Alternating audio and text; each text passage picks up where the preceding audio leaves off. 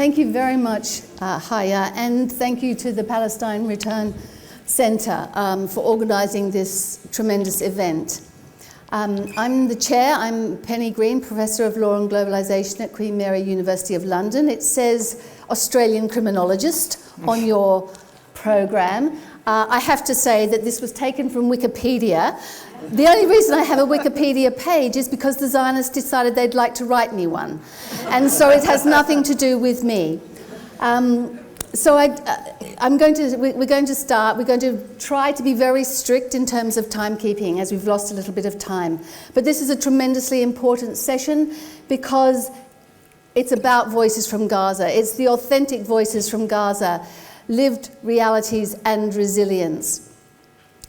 And I think this session could also be entitled The Truth Tellers, because one of the things that we have been very aware of in this annihilatory phase of Israel's genocide against the Palestinian people inside Gaza is the fact that we have been witness to the events on a daily basis, thanks to the incredible, courageous voices of doctors, of teachers, of journalists, and of ordinary Gazans who've taken to social media in order to tell the story of what is happening. Because Israel, of course, has barred all Western journalists from entering Gaza.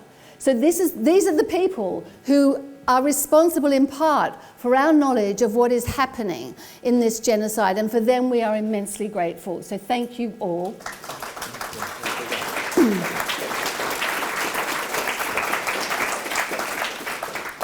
And we hold this panel on the day that Dr. Hussam Abu Safia, a paediatrician and director of Kamal Adwan Hospital, is due to be released. Now, let's see. After months of detention, after his kidnap, and months of detention in one of Israel's notorious torture jails. At least 300 healthcare professionals are currently detained in prison by Israel. And of course, we had the horrendous case of Dr. Adnan al-Bush, the head of orthopedics at Gaza's Al-Shifa hospital, who was kidnapped and raped to death by Israeli security forces in Ufa prison last year. Israel has killed 1,000 healthcare workers in Gaza since October the 7th. And it's killed 170 journalists. So you can see the value of the truth tellers and the danger that they represent to Israel's narrative of what it's doing, to Israel's narrative of its settler colonial project. The Gazan genocide, of course, has been the most deadly experience for journalists as well as for medics in history.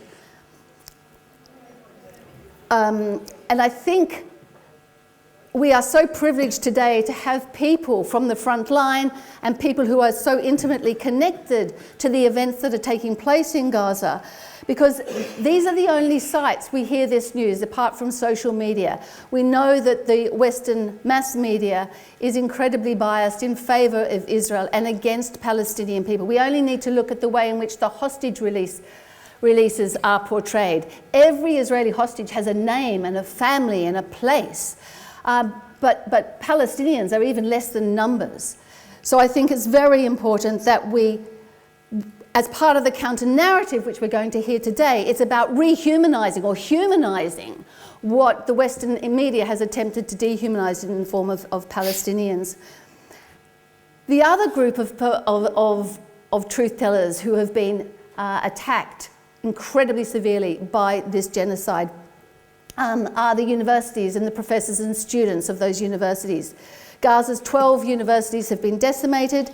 Presidents of universities and countless academics and students have also been slaughtered. So again, we have a representative from the university sector who will talk about that as well.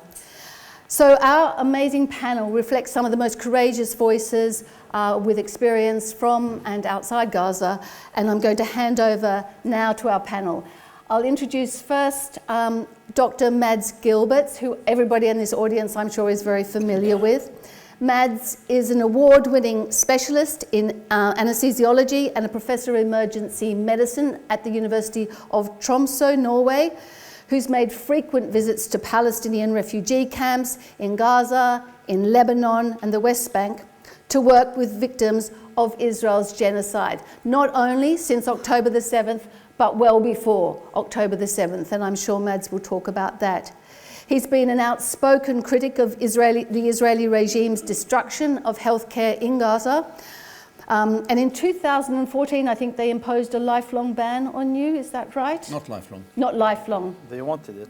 They'd like to, but I'm sure you would defy even a lifelong ban. So over to you, Mads. You've got 20 minutes. Thank you so much. Okay, thank you.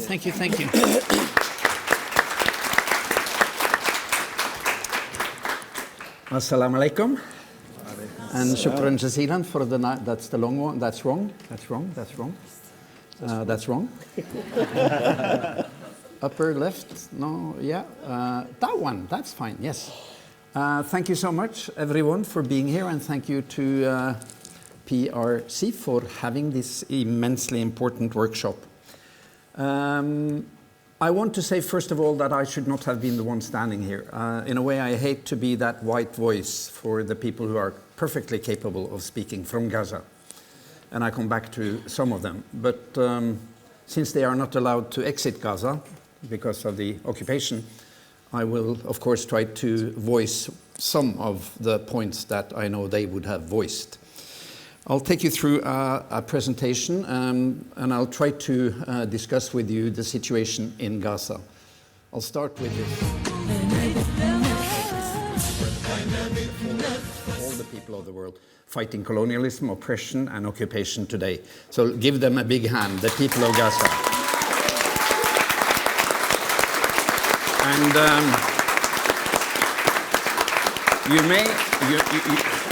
thank you. You may also know that the city arms of Gaza City, not many people know this, it is the bird phoenix. That's been the city arm of Gaza City for many hundred years. And I've always been very impressed by that. You know, the bird phoenix is coming up from the ashes of the fire again and again, and that's what we see. So for me, this little video clip and this picture from 1 year ago, Ramadan a year ago, this Palestinian man standing on the beautiful beach of Gaza with his amputated leg, released from his crutches and doing the victory sign, not the peace sign, and having craved Ramadan Kareem in the sand. It's 1 year ago, it's Ramadan again, and the situation is extremely difficult, but they have not surrendered. They have been withstanding the horrible attacks from the Israeli occupation army, not only the Qassam and the other armed fractions, but the whole people. I don't support Hamas, I don't support Jihad, I don't support PA, I don't support any Palestinian fraction. I support the Palestinian people and their right to resist occupation with arms, within the limits of the Geneva Convention. And when I get, sort of saluted as a hero, I hate that. I am not a hero. These are the heroes. The Palestinian healthcare workers, the medical students, the nursing students, the doctors, the paramedics, the volunteers. I've been working with them since 1982, actually, in Beirut first time. And I've been in Gaza for the last 25 years and through all the last attacks. And they never stop to impress me with their decency, their courage, and they carry the moral compass of the world today, because they never give up and they never desert their patients and their people.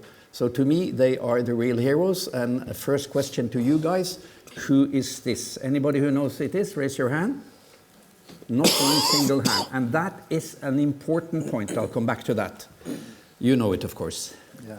So my colleagues in Gaza, this is in Al-Shifa hospital, just after the attack started. And they have been standing their call. They have been doing their job. And as was mentioned, many have been killed and detained. But they are the backbone of the Palestinian healthcare system in Gaza and in the West Bank. It's not any white savior coming in for a week or 3. It's them. And never forget that, because when we are going to reconstruct Gaza, they are the ones who will be the leaders, and it will be under Palestinian leadership, because there is a high risk now that there will be a Trojan horse coming into Gaza and to the West Bank with international NGO industry trying to take over the national control of the healthcare system. So Gaza is our responsibility, and don't forget, if you can't go there, that's not the most important thing. The most important thing I do is not going to Gaza. It's my homework in Norway, in the Solidarity Movement, trying to to influence the Norwegian government, trying to make a leeway in the West when it comes to the support for the Palestinian people. That's our homework. The Palestinians are perfectly capable of doing their homework when it comes to clinical medical work. And these are some of my pictures from the situations where I've been in Gaza, and always you get so touched by the children. 50% of the 2.1 million are children. The average age in Gaza is 18 years. It is indeed a child concentration camp, a pediatric concentration camp that never stops bothering you. So this is my slogan. It says in Arabic, "Kuluna Gaza." It means we are all Gaza. That slogan was coined a few years ago, copying the "We are all Charlie Hebdo." And I think that is an important struggle, because Gaza is about not only the future of the Palestinian people, it's about our future, my kids, my grandchildren's future. Because if Israel and the United States prevails in Gaza, there is no more an international order, and we're back to the law of the jungle, where might defines right and not right defines right. That's why Kuluna Gaza. And anybody who discusses Palestine and Gaza meet the argument, oh, it's so difficult. No, this is not a difficult conflict, and stop using the word conflict. This is a difficult occupation and an unbearable genocide, and we have to refresh our language and use the right terms. This is not a difficult conflict. So we need, in my view, we need more what I coined 10 years ago in a conference, evidence-based solidarity. In medicine, we always have to follow evidence-based guidelines, meaning based on numbers and facts and research. And I think we need more evidence-based solidarity, and I come back to what that is. And I practice not humanitarian medicine, but solidarity medicine, meaning that I side up with the Palestinians, and I work always under their leadership and in their healthcare system, not setting up a parallel system. So let us start with just an update on the fragile ceasefire. I don't know if you know it, but the Israelis have violated the ceasefire agreement 269 times in 23 days. Quite an effort. And if you look at the details, they have been attacking Palestine, Gaza, through the ceasefire. They have been stopping the influx of relief. It's far too little.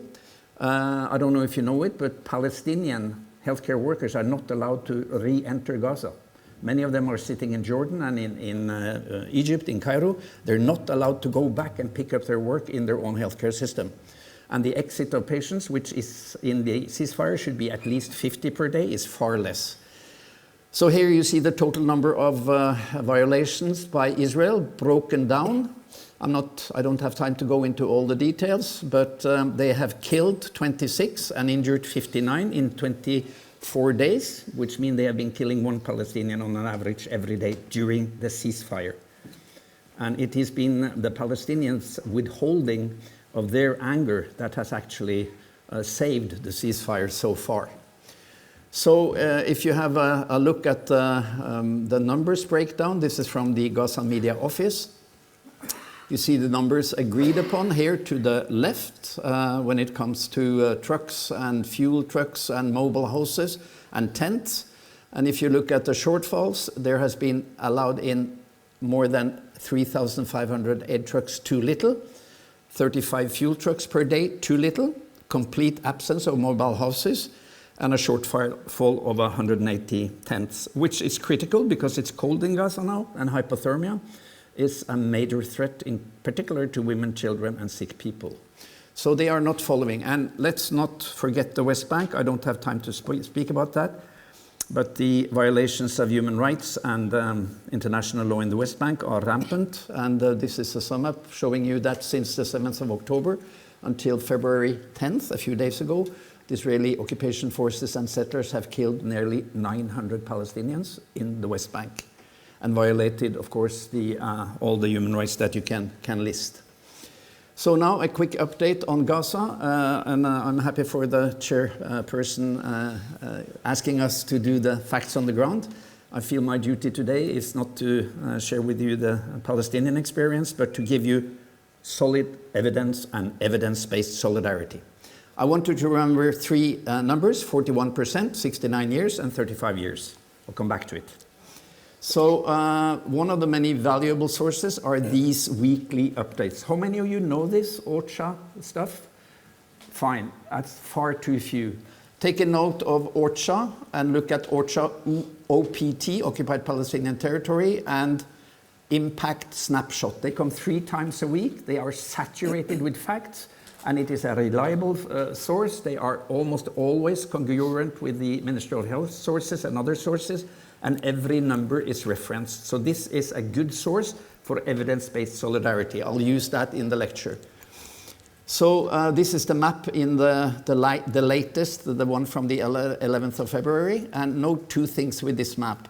This very wide blue zone, which is the so-called security zone, where you cannot move without being coordinated with Israeli occupation forces, meaning they have captured a large percentage of Palestinian land in Gaza already. And the second thing is this new symbol here, which says checkpoint controlled by private military company, which is indeed US private military companies coming into Gaza. They're already there, and they are controlling the Palestinians in their own land. If you want to talk about settler colonial structures, this is an important new way for the Israelis to engage others, through the US, of course, to take control. And this is, of course, in the Netzarim corridor in order to control the traffic north-south. Let's have a look at the massive destruction inflicted. We saw it in the video, and we've all seen these drone videos of how it looks like a desert. And it's not only the bombing, it's also, of course, the 17 years of siege. This is a report that came last year from United Nations Development Program, and it has calculated that Palestine has been set back by 69 years in development, through the complete destruction of the infrastructure and the whole human habitat. And this is from the ORCHA report, the last one, 11th of February. 69% of all structures in Gaza are destroyed. 80% of all commercial facilities, 68% of the total road network. So this is an erasure of the human habitat in Gaza. And if you look at the need for shelter, they have destroyed 92% of the housing units, and the remaining are severely or partially damaged. 1.9 million people in Gaza are in need currently for emergency shelter, and almost 1 million people are in need of winterization support, meaning tent, warm clothes, in order not to freeze to death and have kids being so cold that they are extremely exposed to infections. So these are the rough numbers. And then have a look at let's have a look at the killed and wounded. Again, back to this fact sheet that I just showed you from ORCHA. And if you look at the field where the number of killed and wounded, and also the Israeli casualty numbers are in every one of them, you see the number is 48,219 as of the 11th of February, killed Palestinians. And every one of these numbers is a human being with a family, with a father, with a mother, with siblings. Every one of them. And it's so easy to become numb when we only look at numbers and lose the sight of the human value of Palestinians. And that's exactly what the mainstream media and the colonialists want us to. They want us to look at Palestinians as numbers and the occupiers as names and persons and families. That's part of the humiliation and the racism at the core of it. But if you take that number and you multiply that with 1.41, you get 67,989. And if you add 15,000, which is the assumed number of killed, buried in the rubble under the bombed houses that have not been retrieved, you get an average of 83,000 killed Palestinians during these 15 months. 70% are women and children. This is a massive war crime, and this is a genocide. And why do I say 1.4? Well, because of the evidence. This is a new study that came January 9th in The Lancet, which is the most prestigious scientific medical journal in the world. They have done very sophisticated statistical estimates, and they found out that the Minister of Health numbers of killed in Gaza, the Palestinian Minister of Health, which were accused of being too high, inflated, are actually 41% too low. Too low. So all the numbers that the media have reported, without any critical evaluation, have been massively too low, and has misled us in the understanding of how dramatic and how brutal the killing has been.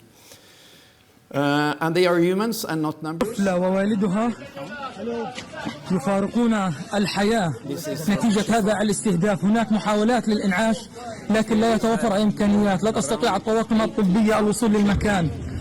الوضع كارثي وصعب. هذه الطفلة غادرت الحياة الآن.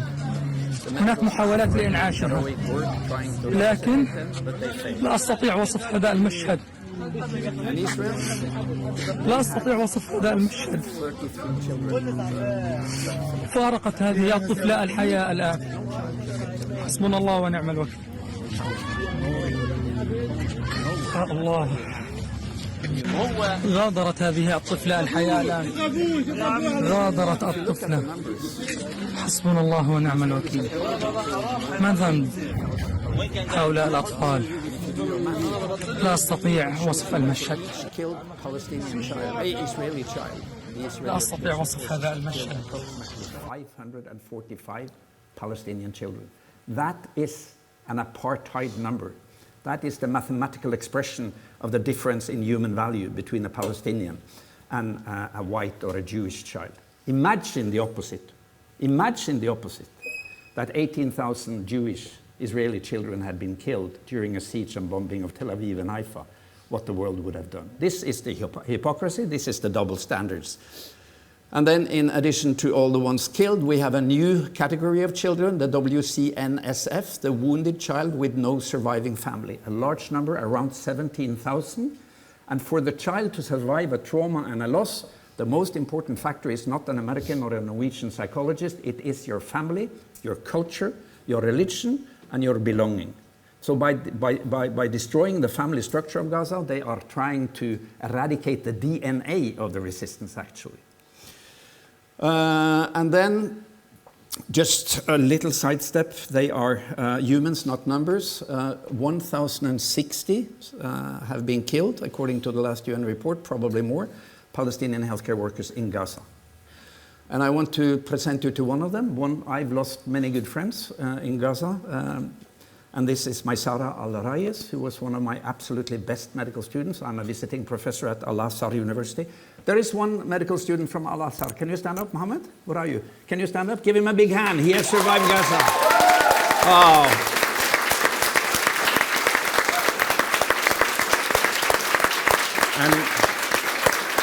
And he managed to get out. We were training together at Al-Azhar. He is now finishing his medical exams. And he was in this project that we call You Can Save a Life, which Maysara and I started together with Anas Ismail 8 years ago, where we train medical students to be instructors who go out to the communities and train lay people life-saving first aid. How to stop a bleeding, how to open the airway, how to do CPR, and how to stabilize the patient until an ambulance or you get them to hospital. And Maysara was a fantastic leader, fantastic leader. And here you see one of our first training sessions. He's sitting there. This is a vocational school in Gaza City. We have been training boys, female and male medical students, a fantastic training program. We even did research and we even published the results in The Lancet. And on the 6th of November 2023, Maysara came home from work. He had scholarship in UK, he did his master's here, got lots of job offers, but decided to go back to Gaza to specialize as a pediatrician. Came back in the evening one day to the house where he lived with his father, mother, and 2 sisters, and 3 of the sisters' kids. And the Israelis bombed their house and killed all of them. Killed all of them. And the next morning, his 2 brothers came home after having been looking for bread, and started to dig in the rubble to try to find them, and the Israelis came back with a drone and killed them too. They eradicated the whole family. So rest in peace, Maysara. You're one of the 1,050 Palestinian healthcare workers deliberately targeted by the Israeli occupation army. We will never forgive, and we will never forget. We promise you. We will continue until there is justice. So it's not only war trauma, killed and amputated, but there is what Dr. Youssef Abrish, who is the Minister of Health in Gaza, told me last year in around summer. He said, Dr. Mats, we cannot only focus on the trauma and the killed. we have to focus on the triangle of death in Gaza. And this is the triangle of death in Gaza. Starvation, too little food. Dehydration, not enough drinking potable water. And disease. And of course, in a population of 2.1 million, you have strokes, you have psychiatry, you have diabetes, very high prevalence in Gaza. You have all the other common diseases for which there is no more healthcare system to take care of them. And if you look at this list of diseases, among others, there are 180 deliveries per day in Gaza. Tens of thousands of lactating and pregnant women.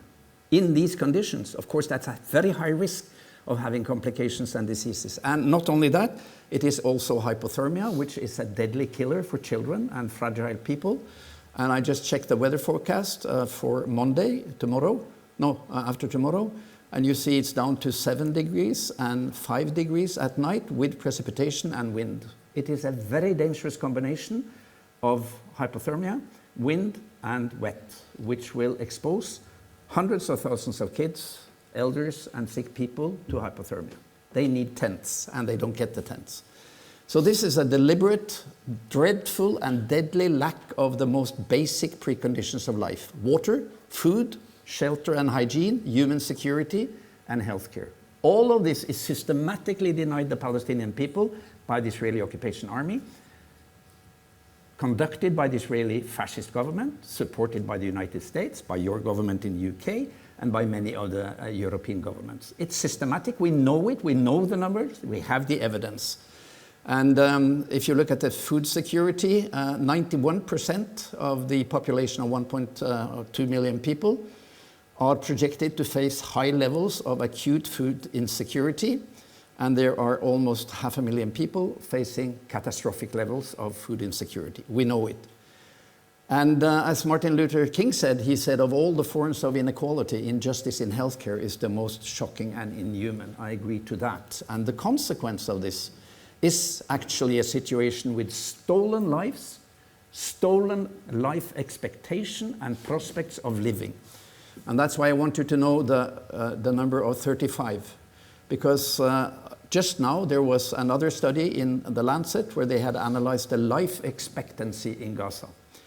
It was, before this attack, around 75 years. During 12 months of attack, the life expectancy for adults in Gaza, for anybody born in Gaza, has dropped by 35 years.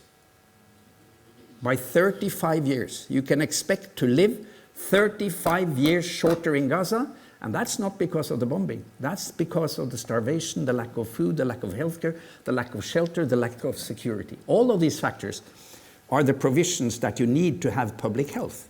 We know that. We have a massive evidence and research on this.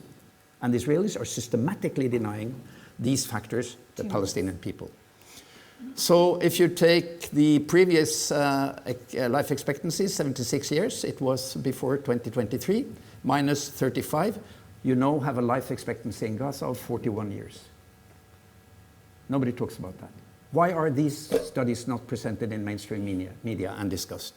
Okay, and then I'll finish. The systematic Israeli attacks on healthcare. You know it all.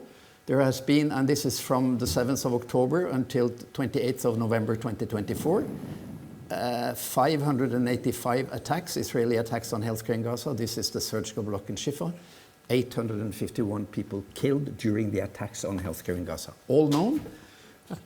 I'll skip this one, you can find it yourself. And then I want to end by saying 2 words about the Palestinian leadership, because far too often it is portrayed as if the healthcare system in Gaza is run and sort of totally dependent on teams coming from the West and from the global North.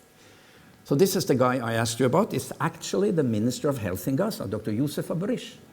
He's a very skilled pediatrician. I've known him for 15 years. He has been standing so tall during this attack, these 15 months, it's almost unimaginable. He has 7 kids, and he is, in my view, one of the most brilliant leaders of this world today. He has managed to direct and to steer the healthcare system through all these horrible situations and attacks. And he says, when they destroy, we repair and resume function. And look at this list of reopened Palestinian hospitals in Gaza. Shifa, they had hemodialysis in place only days after the last attack in a corner of the hospital. Indonesian hospital, Kamal Adwan, was reopened before the last complete destruction. The Nasser hospital, the Eye hospital, all of these, and it's going under the radar. The West, the mainstream media don't want to talk about the Palestinian mastering and resilience and capacity to restore. And then you have NGOs like the Palestinian Medical Relief Society, who has 75 primary healthcare team on the ground in Gaza, seeing more than 250,000 patients per month. Nobody heard about them. Led by Dr. Mustafa Barghouti. Palestinians are absolutely capable, and we have to decolonize our way of looking at the Palestinians. So repair, restore, and reorganize healthcare in Gaza. Who should do it? How should it be done? And who should lead? And we just published this paper. My good friend James Smith, who was here, is coming back, entitled Realizing Health Justice in Palestine Beyond Humanitarian Voices. It's a burning argument against the NGO industry and the humanitarian convoy invading Gaza and being a Trojan horse for the colonial ambitions. We need to discuss Palestinian leadership, Palestinian control, and Palestinian unity. Because if we are not going to do more damage, we have to really see what the Palestinians are capable of and how they have sold it. This is a medical student, 4th year, working as a surgeon in Nasser Hospital, in Al-Aqsa Hospital. And we have done some very innovative things with video conferencing and playing on medical students and young surgeons and given them hand-on support through video with a network of 100 international medical experts in order to bypass the siege and support those who are there. So the medical students are fantastic. 12,000 of them have been killed, and almost 519 educational staff have been killed. We will come back to that. I end by this quote, which is 16 years old, by Professor Rita Diekman, one of the most outstanding researchers and publishers. She's a professor of public health in Gilbert University in the West Bank. She says, hope for improving the health and quality of life of Palestinians will exist only once people recognize that the structural and political conditions that they endure in the occupied Palestinian territory are the key determinants of population health. And that still is the fundamental understanding. This was front page in The Lancet. And what we need now, we need more knowledge, we need solidarity activism, and we need much more concrete action. And let me remind you what Samora Machel, the first president of the Free Mozambique Republic, said. He said, solidarity is not an act of charity. It is an act of unity between people fighting on different grounds towards the same goal. Anti-colonialism, freedom, equality, and justice for all. No racism. That's solidarity. So Kuluna Gaza, be active, do more, and Gaza will be free. Shukran jazilan. Thank you very much.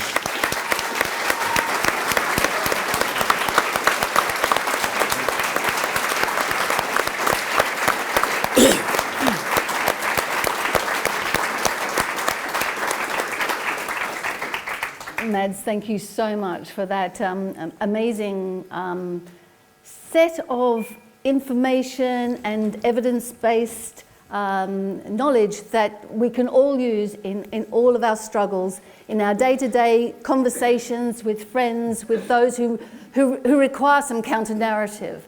I think this is incredibly important. I'm not going to say any more till later because we're running a little late, but I thank you so much for an absolutely superb intervention. I want to introduce our next speaker. In fact, I got the list wrong, actually. We started with Mads, and we should have started with Ahmed.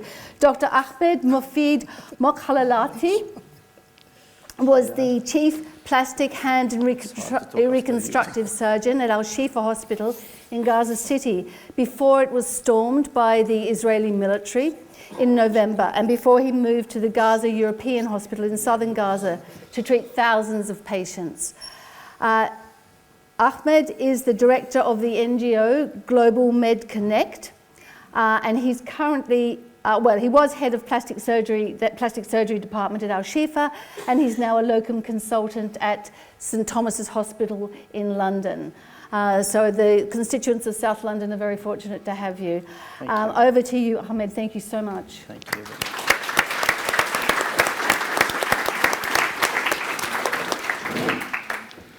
Thank you very much. It's really hard to talk after Matt, to be honest. And I think he's hiding his double nationality. I think you got the passport earlier. Did you? So it's a pleasure having him as a supporter to Palestine. Maybe it's one of the feelings which I had recently in the last few months. I've been involved in many conferences, talks.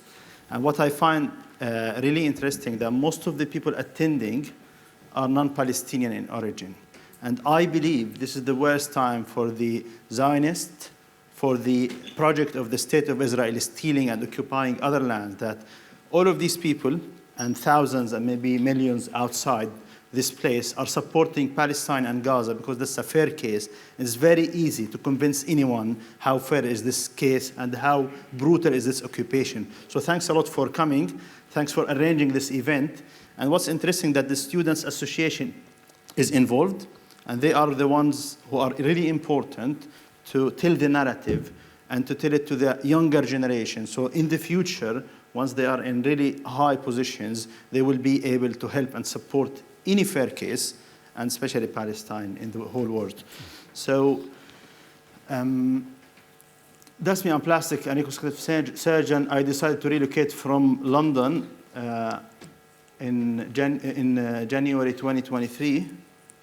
This should have a laser thing. Okay. And then, okay. But it doesn't work. It works outside the screen. So it was my decision as Palestinian who had the chance to stay in London, or I was in Qatar before to stay, but I decided to go there to help the people, to really add a lot of efforts to the health system, which was already under a lot of development and efforts. I was really pleased and lucky to be there when the war started, because that was the best time. I spent 10 months in Gaza during the war. That was the best time ever I've spent in my life. I know what does it mean to be a health worker, a doctor, and how you can provide help to the people in very difficult circumstances. And unfortunately, in June 2024, I had to leave because I had to be linked to one of the international organizations. And then they gave me a hard time on the borders, Jordanian borders, and then they banned anyone with Palestinian roots to go back to Gaza. Still Gaza, in my eyes, is this Gaza, okay? This is the photo I've taken to Gaza in the first week when I arrived. This is the famous port of Gaza. That's another view, just to the port. This place shows you, what Gaza looks like. Gaza is one of the most beautiful places on earth. The beach is one of the nicest sandy beach. Whoever visited Gaza can see this, the amount of resilience that people would show. Despite whatever happens, we still have, our beach full busy, even if they are attacking other areas. That was Gaza, full of restaurants, hotels, resorts, everything. And I'm sure definitely Gaza will be a place like this one. This is the oldest church in Gaza. And this is a mosque, exactly wall to wall. They share the electricity, they share the water, they work together. There is a door between them. We have the best, relation between Christians and Muslims in the world. You know what happened? They tried to get all the Christians out of Gaza. They offered them, just passports, nationalities all over the world, just to leave Gaza, because they want this case to be like Muslims are the ones. And what's interesting, that many of the Christians refused to leave, and even stayed during this war and refused to displace to the south. And that's unfortunately the church being bombed and attacked. And many Christians were killed in this attack. So that's in the other picture is the church. So they lived together, they were killed together, okay? Despite knowing that this is a church and the Christians were only inside that one. Health system before the war was one of the best health systems you can ever see. 36 hospitals. We had training systems in all specialties, 2 medical schools, research ethical committee, more than 200 visiting teams to Gaza per year. And I believe the national health system in Gaza is the best in the area. I'm talking about governmental one. It's free of charge. All the subspecialties are there. We had a lot of experts coming from all over the world. And there was continuous development. I wanted to go to Gaza But you know what they said? They told me, actually, we were looking for plastic surgeons and maxillofacial surgeons because we want to start the training program. So it was not only me. I found someone like Dr. Abu Rish and the team supporting me and find me a place to go there.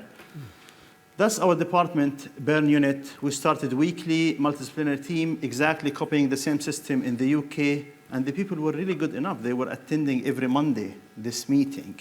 And they were paid exactly the same amount like before, very minimal amount of money, but everyone was really excited to join. That's our first national ortho and plastic meeting, trying to get everyone involved in the open fracture, the complex cases. And you know something? This is JP Hong. He's the godfather of the microsurgery or super microsurgery. For the new generations, he's one of the really big figures. I found him decided to spend 1 month in Gaza as part of a humanitarian work. He came, he spent the time with me. I found his presence very important, so I can do a lot of events and conferences. Graham Grom is a British orthopedic surgeon. For the last 12 years, he dedicated his life to improve or to establish a limb reconstruction project in Gaza, and he managed to have well-established limb reconstruction project in Gaza. He's a British guy. He doesn't have anything to do with Gazans, except that he felt that's a good place to do a lot of work. And a lot of other stuff. So these are 3 cleft surgeons, because we realized we have a problem with the cleft surgery, the congenital anomaly. We got 2 Indians, this is Ghassan Abu Sitta, on a regular basis trying to improve the services. Time is not, so this was during the first siege on Shifa Hospital. I tried not to talk a lot about this one, but what came to my mind, you know, this is a corridor in front of the, like 2 rooms. So here is one orthopedic consultant room, here is Adnan al-Bursh room, and here is the stairs. You know, just to understand what's happening. So we had to sleep in this little place because it is the safest place. The room here, Adnan room, the windows were broken. The troops were there attacking anyone moving in the room. And we had 200 dead bodies in the place, open for more than 1 week with very bad smell and a lot of flies. So we couldn't close the windows because they were all broken. And then it was unsafe for all means. And the same thing happened to that room. And here in the stairs, that place, okay, we had a lot of rubbish because for more than 1 week, no one was able to go out of the room, of the hospital. So all rubbish was in that place with very bad smell again, cats and dogs in the hospital. And you will be sleeping here, and then you'll find the cat who just passed by the rubbish, just walking on your face. That's how we live this place.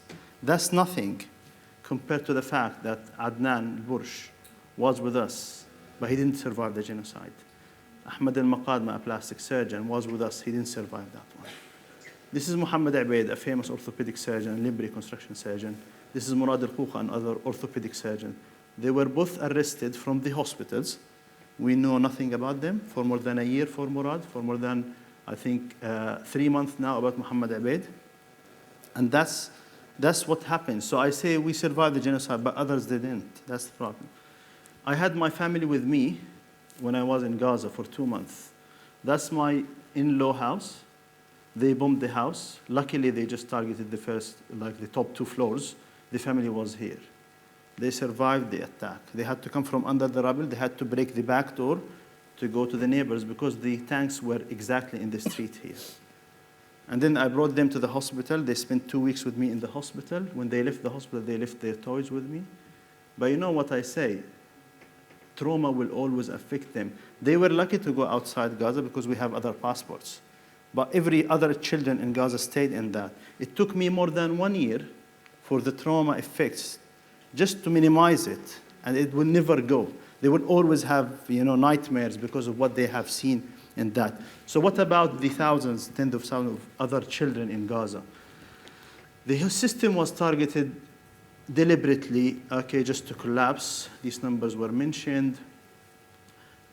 Just I want to say something with like a zoom in effect. So the burn patients we had in the first month, I had more than 100 burn patients with over than 30%.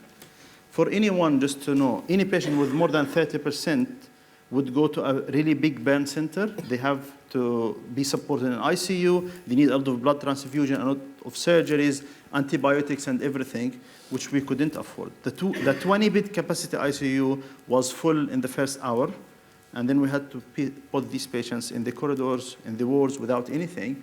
You know how much of these survived out of the 100? It's only one patient survived out of these 100. So it's not only the attack, it's overwhelming the system, not allowing the evacuation, and then destroying the hospitals, attacking the hospitals, not allowing the healthcare workers to arrive. So literally, these numbers are real numbers.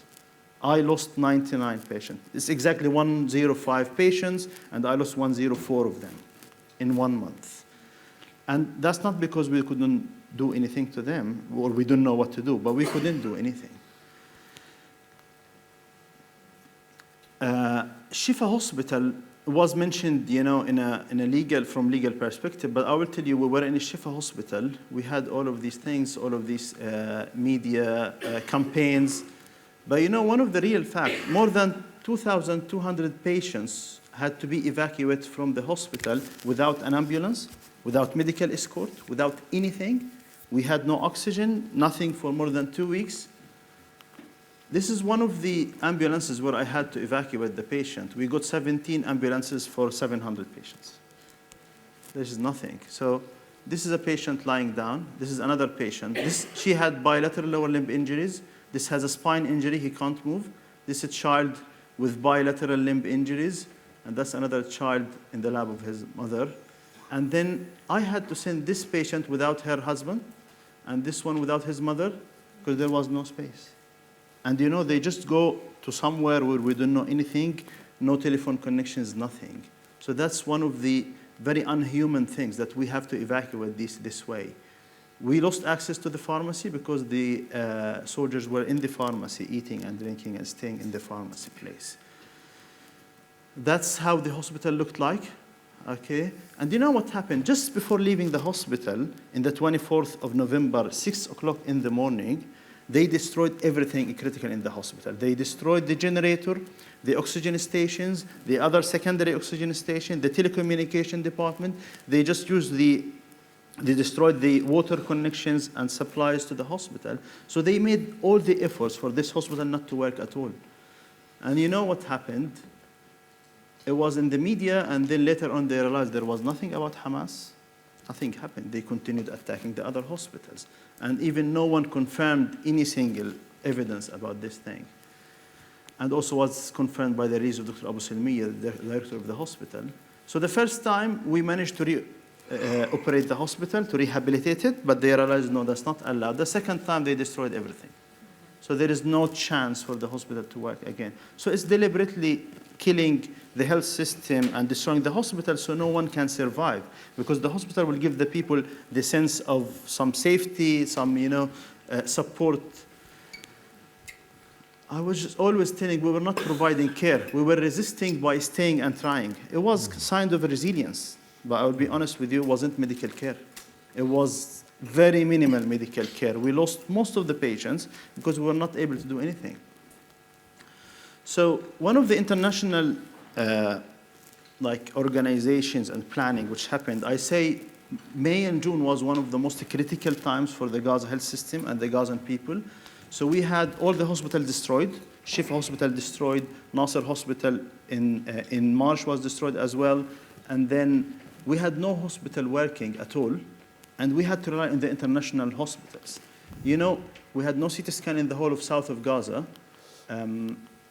And then there was a store with medical equipment worth $10 million was destroyed and burned. So what happened? We decided that the IMC, the American hospital, will be leading the field hospitals to get the ambulances landing there and then distributing the patients. And they said, but we have no equipment, nothing. So the poor Ministry of Health had to handle to them the beds, the instruments, the ventilators, the oxygen, the medicine, and everything. The second day they received that one, they got a phone call from the Israelis saying, you have to leave the south. So all the equipments and supplies which was handed to them had to move back to the middle of Gaza, and they left the south with nothing. That's the international organizations. You know what I say? They are the soft hand of the international community, which is Israel. Okay?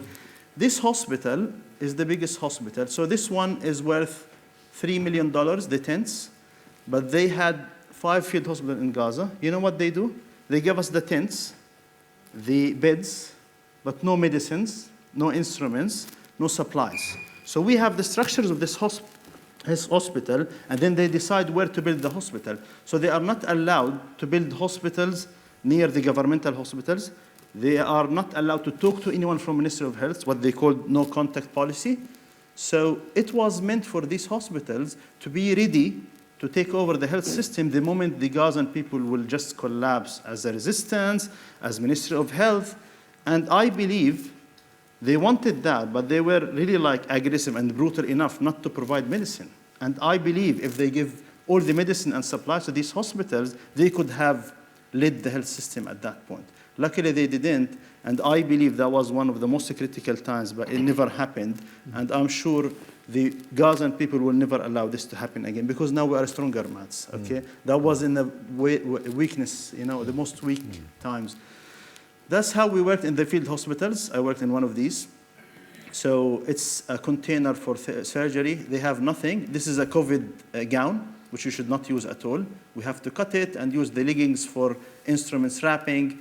And how does it look like? You know, my wrist is exposed, which is not ideal for surgeries. This is the double standard thing, okay? I don't know. These are the hostages, the dead bodies, and this is the way we received our dead bodies, with no numbers. We don't know how much. They just take this like truck of dead bodies. Where they were killed, we don't know. What are the names, we don't know. Some of them had numbers, some nothing, okay? And then the whole world, okay, would just deal in totally different way of these things. European Gaza Hospital, I moved from the north to the south in November 2023, and all the hospitals of the north were destroyed totally, and the patients were moved or displaced or like evacuated to the south. So imagine the poor European Gaza Hospital, which had 400 patients, all of a sudden it has to accommodate 600 more patients. So all of a sudden they got 1,000 patients, 600 of them, they know nothing about them. And they called me, they said, we have plastic surgery patients, can you see them? I tried to review the patients. It took me 5 days to see these patients. I found half of them are for plastic surgery. I was the only plastic surgeon at that time, no one with me, and no nurses who could come frequently, because European hospital is in the east part of Gaza and is a very dangerous area, so the people could not go most of the time frequently. So I had to rely on the medical students. So you will be amazed that this is a first-year medical student. This is a 6th-year medical student. This is the anesthesia department. This is one maxillofacial surgeon visiting. And this is a 5th-year medical student, 4th-year medical student. And it was run by medical students. I taught them everything. I had to do regular teaching sessions and training sessions for them in the middle of the war so they can handle this. That was the only way to do around on 500 patients. So, and these people here, these ones, they were really good in picking the complex cases, the critical cases, and they will show you the Gazan people. So for example, Hamza here, one day he called me, he said, I have a patient who we had done something on her hand, but he feels she's not conscious as before. Because I always tell them, you have to assist the patient as a whole, not only a limb or something. And then he said, I don't feel she's talking in a good way. I said, okay, do CT scan for her. And then the neurosurgeon refused to do the CT scan, and then I insisted on the CT scan. We realized she had head trauma and extradural hemorrhage, coming, and we had to take her to theater and save her. So the sad thing, this is Abdul Rahman. He was killed when he was in his aunt's house, okay? And the health system, the people still showed a lot of resilience. That's the Shifa Hospital when we reopened it again as a sign of resilience, by the way. It's just like opening the system, the hospital, like 120-bed capacity to show the people that we are still there.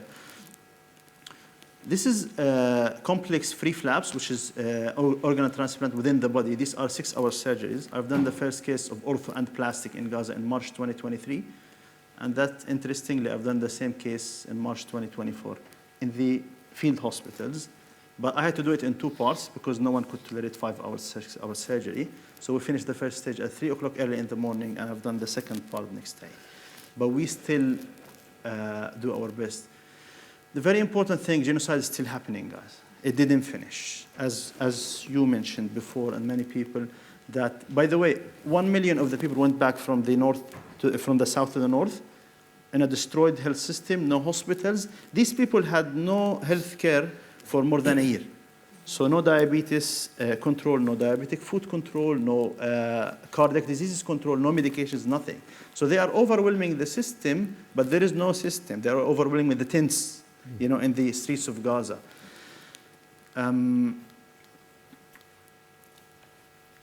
Shifa Hospital will never function again. They are discussing just, demolishing this and rebuilding it, unfortunately. By the way, the international NGOs are still not given permission to work in the north. So no single NGO worked in the north yet, okay, except for the local efforts. No field hospitals allowed in Gaza. So there are 6 field hospitals waiting in the borders, and the Israelis didn't allow any of them. No proper patient evacuation. The numbers are very minimal. And the healthcare work access, so I was banned to go back, and every Palestinian healthcare worker, just was banned. This is Victoria Rose. She's my mentor, my teacher in London. She's been to Gaza 3 times during the war, and she still wanted to go. On the 12th of February last week, she went there. She tried to get in. They denied her access. She tried on 3 times, and then they said no. And interestingly, she told me 19 out of 42 denied access. And the ones who were allowed were the non-doctors, non-surgeons. So all, just like the mining experts, the UN ones, the managerial part of any mission, but none of the real surgeons or doctors who would help. And she stayed in Jordan for a week, and then she had to go back and join her work. And that happened with everyone, trying to get. So you have a high chance of being denied access. What can we do? Genocide is still ongoing. We have to tell the people. The people are still, as Lara said, it's an automated process now. Everything is closed. So we have to stop and talk loud about this. We need to work on documenting the evidence. It's very challenging.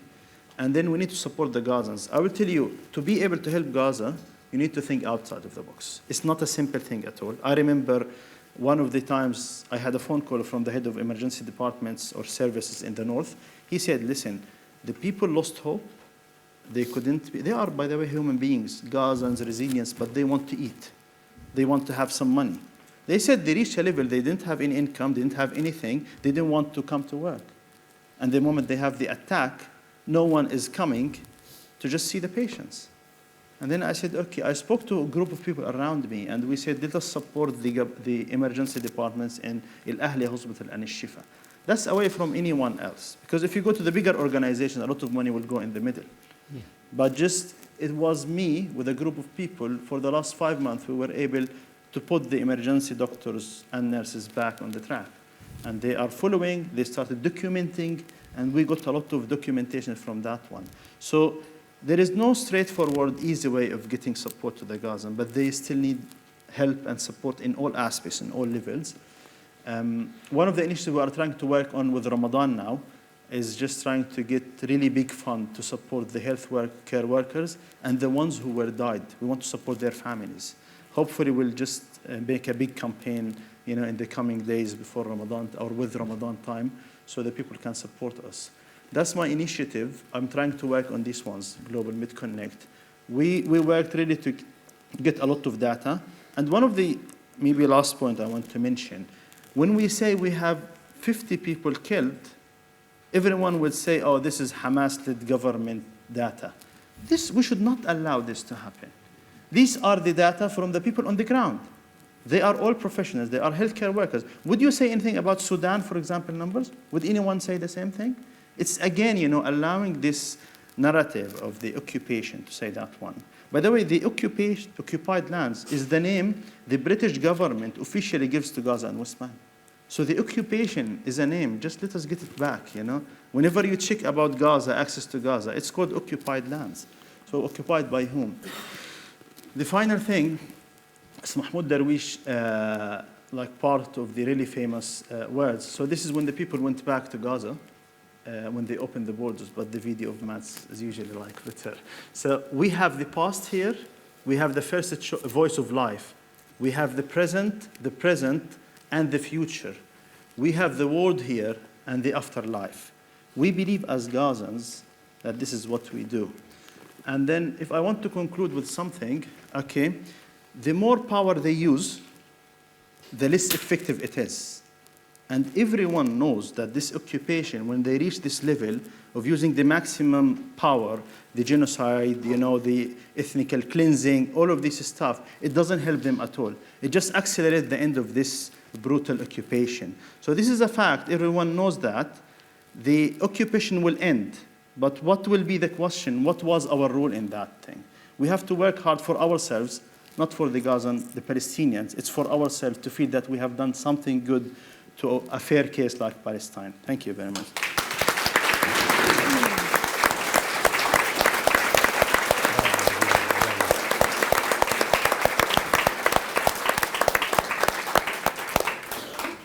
Thank you so much, Ahmed, for that insight, that on-the-ground insight. I think that we can all imagine if this kind of information was in the Times, in the Guardian, in the Telegraph, that we would have a very different debate outside in relation to this genocide.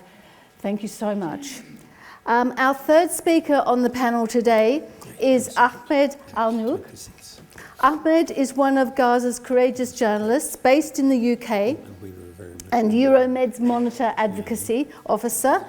He was part of the team that founded the website that you may all know of, We Are Not Numbers, an outlet for many young Gazans to talk about their daily hardships, the daily life that they experienced during this genocide, as well as the Facebook page Across the Wall, where stories of young Palestinians were also translated into Hebrew for a different for the Israeli audience. On the 22nd of October 2023, an Israeli aircraft targeted Ahmed's home in Deir al-Balah in the central Gaza Strip, an area that was designated safe by Israel. He lost a great many of his family in that raid. Ahmed, thank you.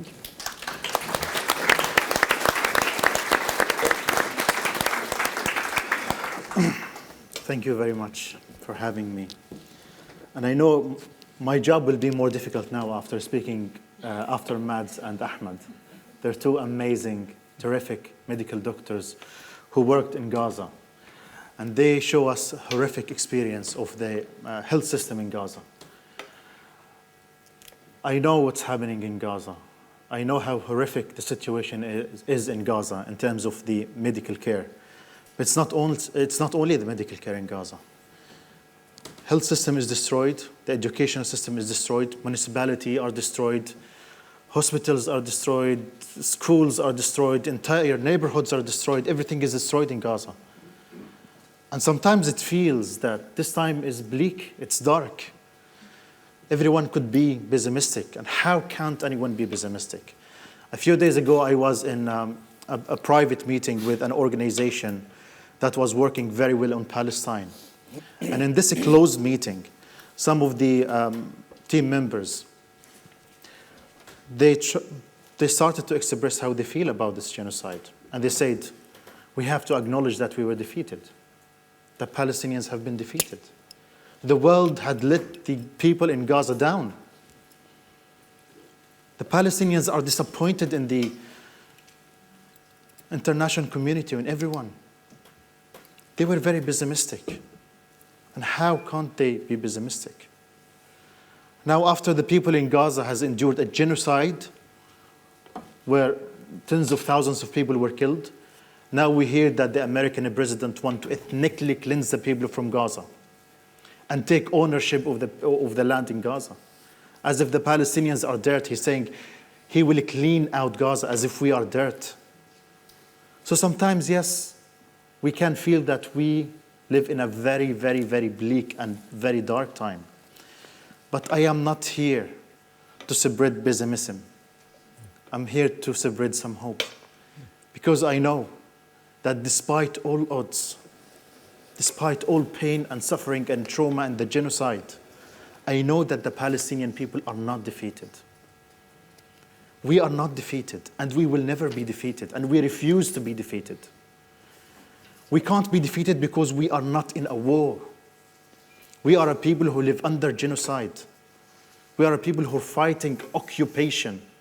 And the people who are occupied, if they persist, if they resist, if they are resilient, they can't be defeated. And I'm here to tell you that I am not defeated.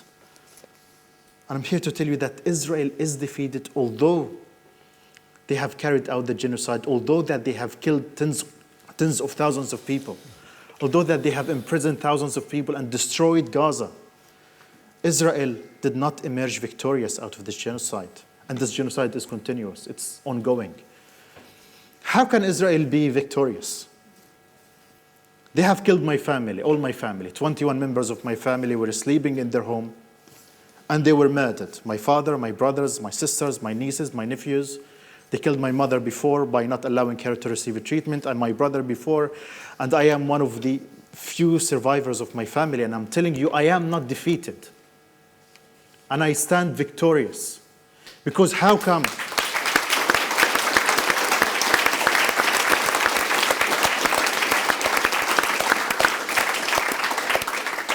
Because Israel, as an occupying power, how can they emerge victorious after they have committed these crimes? How did killing my family give Israel any privilege, any value, any military achievement or victory? When you commit war crimes, when you commit genocide, you can't be victorious, even though you kill and destroy. When they killed my friend, Maysar al-Rayis, who was my flatmate here in the UK when we did our master's degree, when they killed him and they killed his family, all of his family except for one of his sisters, Israel did not win. There is no winning in that. There is no pride in killing an extinguished Palestinian doctor. They lost. And now Maysar has become a symbol for hope, for love, for the amazing doctors who work for their homelands. When Israel killed my friend Rifat al-Ar'ir, who helped me co-found We Are Not Numbers, Israel did not win because they killed an academic or a professor. They lost. They lost because Rifat al-Ar'ir has now become a symbol for literature, for education, for hope. Wherever I go, I would see the kite of Rifat everywhere flying. A few months ago, I was in Scotland, in Edinburgh, and I found his kite flying there. His poem, If I Must Die, was everywhere. He inspired the world even after he died. He's a Palestinian and he can't be defeated. And his family are not defeated. When they killed Ruh al-Ruh, Israel did not win.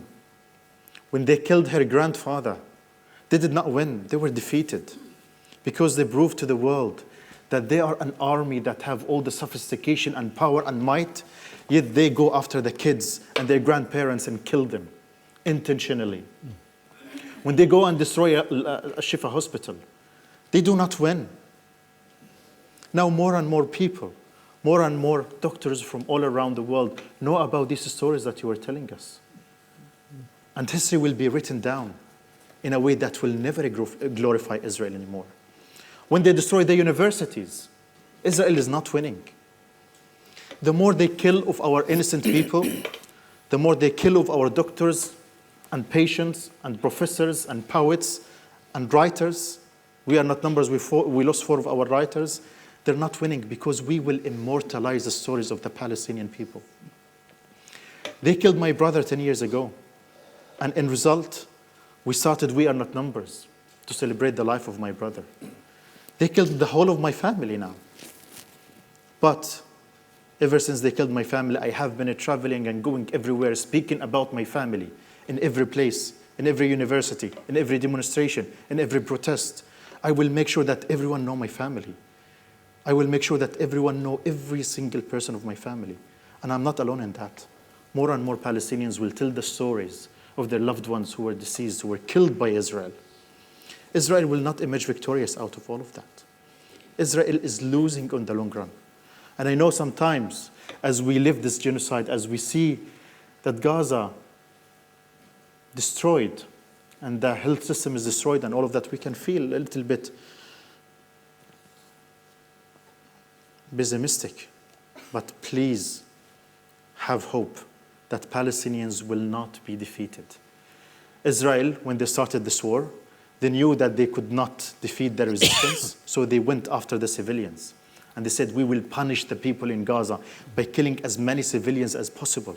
And they did that, and it pained us so much, the Palestinians, that we're losing our loved ones, that we're losing our families. But in the process of killing so many Palestinians, Israel made of themselves a pariah state, a rogue state. No one can ever again tell me that Israel is the only democracy in the Middle East, or the Israeli army is the most moral army in the world. No one can say that anymore. And more, now more people are speaking against Zionism. No one dared to speak against Zionism anymore. And at the beginning of the genocide, I went in a protest in London. I said, this is the beginning of the end of Zionism. And I say that loudly and clearly.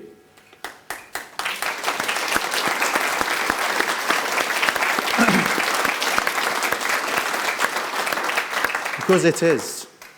Because the first step of defeating an ideology is exposing it. And Gaza has exposed Zionism. It has exposed the occupation. It has exposed the mainstream media, the Western media. It has exposed how they were participating in the genocide against my people. Everyone is exposed now. The UK government is exposed. Labour is exposed. Labour is exposed. The Conservatives are exposed. Biden and Kamala Harris and Trump are exposed. Everyone is exposed. Now Gaza is a moral test for everyone. It is a litmus test. And everyone who did not pass that test will be shamed for the rest of his life or her life. And that's why I'm telling you, Gaza is not defeated. Gaza is victorious. And even if the war continues, and even if the genocide returns to Gaza, and even if Israel kills everyone in Gaza, the Palestinians will not be defeated. Because our struggle is a struggle for the world, not only for Gaza. And the more they kill of us and the more they expose themselves to the world, the more people will know their reality and more people will join the struggle of the Palestinian people. And I always say that everyone who joined the Palestinians in their struggle is a Palestinian. We are all Palestinians because Palestine is about a concept of equality, of human rights, of justice. And anyone who joins these values, he is Palestinian. So we are Palestinians. We are all Palestinians. So I would like to end with this. Please do not lose hope. And I agree with Mads when he said Gaza is like a bird of phoenix. It is. We will emerge victorious again. We will rebuild Gaza. We will not leave Gaza to Trump to use it as a business venture. We will stay connected to our homelands. And the more they destroy our homes and lands, the more connected we are to Palestine. And we tried immigrating before, in the Nakba. And we will not do it again. We will not make the same mistakes again. We will stay in our homes and lands. And I hope that very soon we all can go back to Palestine. So don't lose hope. Palestine will be free. Palestine will be free. Thank you very much.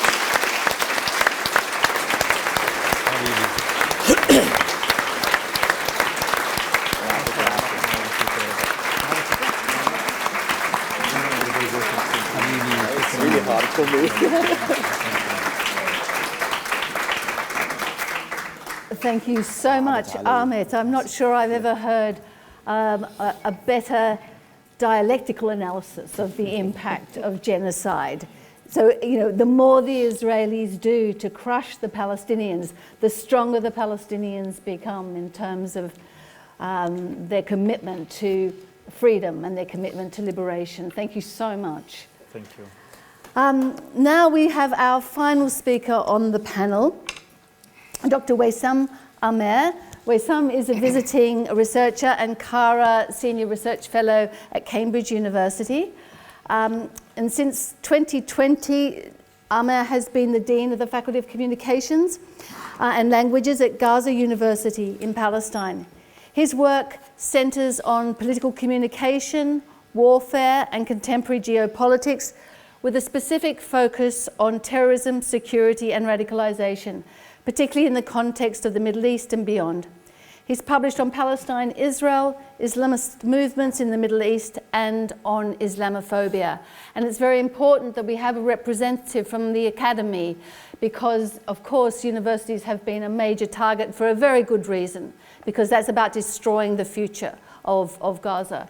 So welcome, Wesam. Thank you very much. Thank you.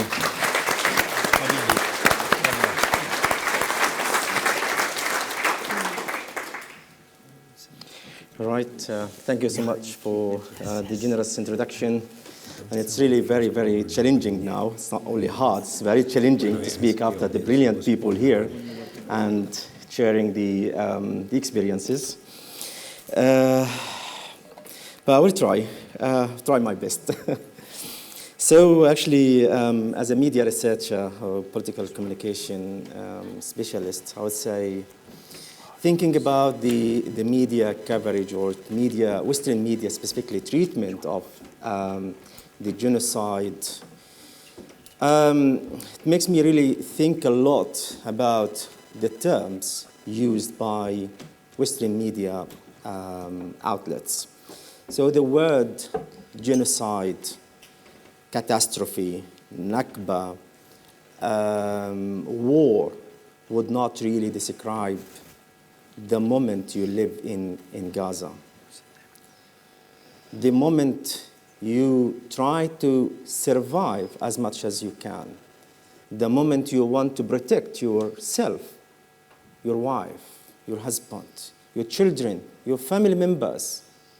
The moment you hear the consistent sound of drones at night when it is so dark.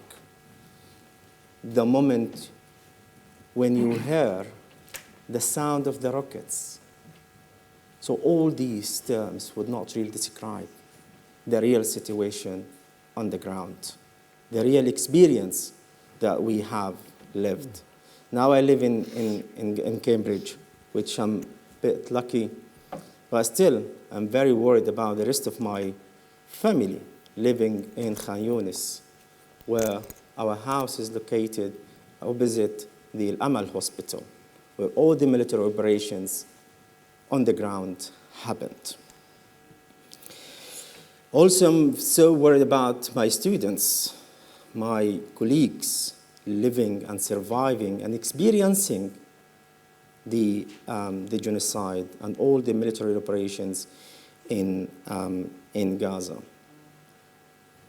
We were displaced multiple times together at the beginning of the war, before I was forcibly displaced from Gaza. I don't like the word evacuated, because leaving Gaza is not our decision. It's not, at least for me, it was not a decision to leave Gaza. I worked at Newcastle University some years ago. I was in Germany.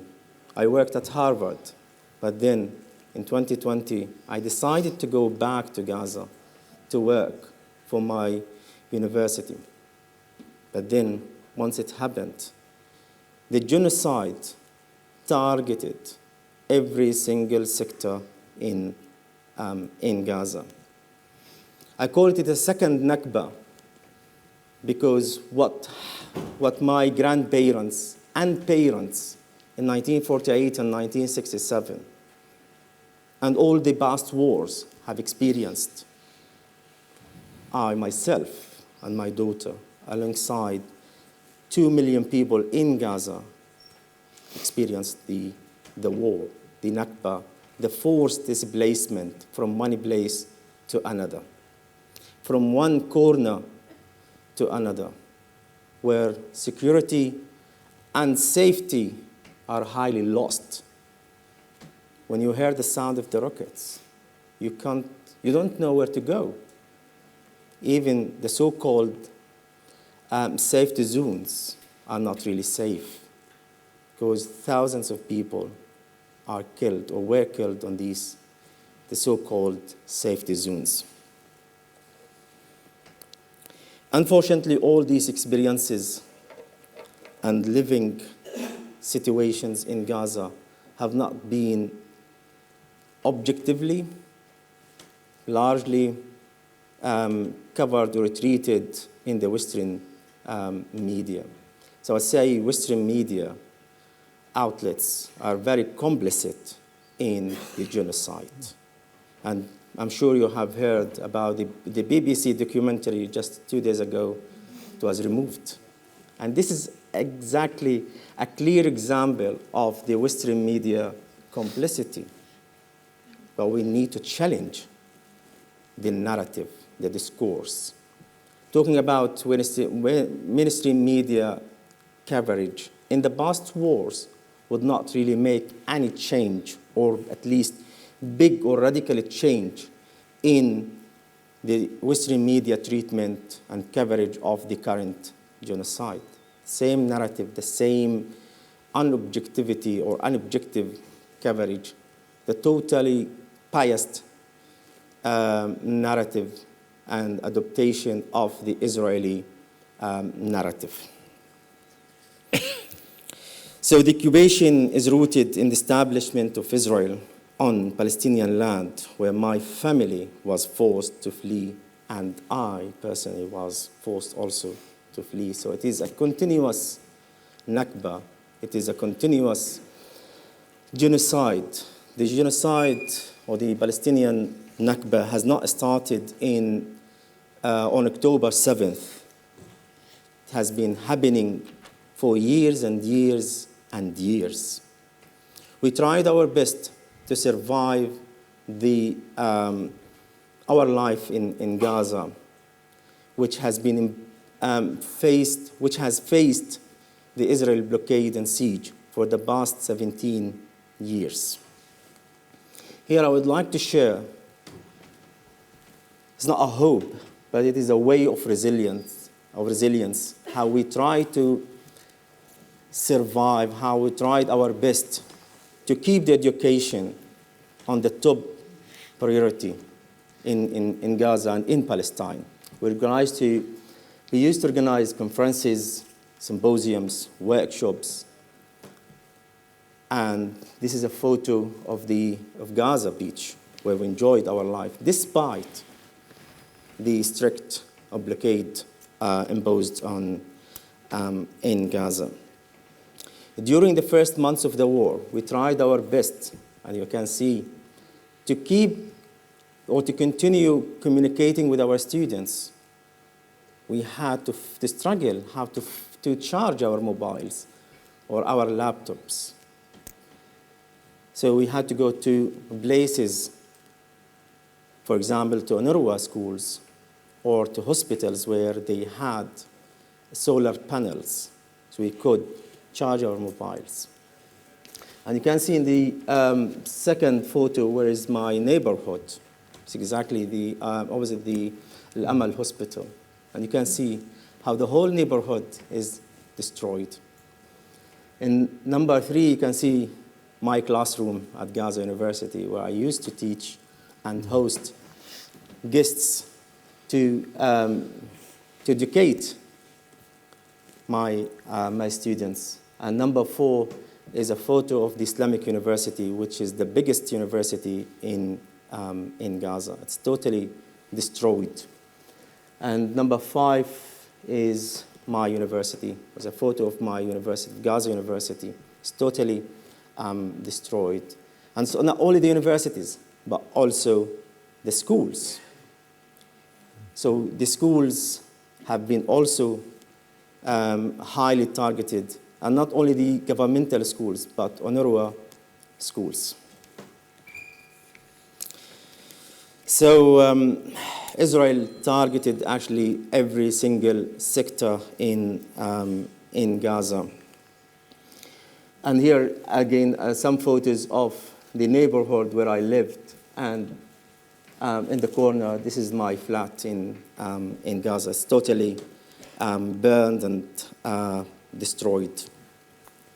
And in such situation, still have the determination and resilience to keep teaching, contacting, communicating with the students and with my colleagues because we consider education is a pillar of resilience, is a pillar to rebuild our generations or to establish an independent state.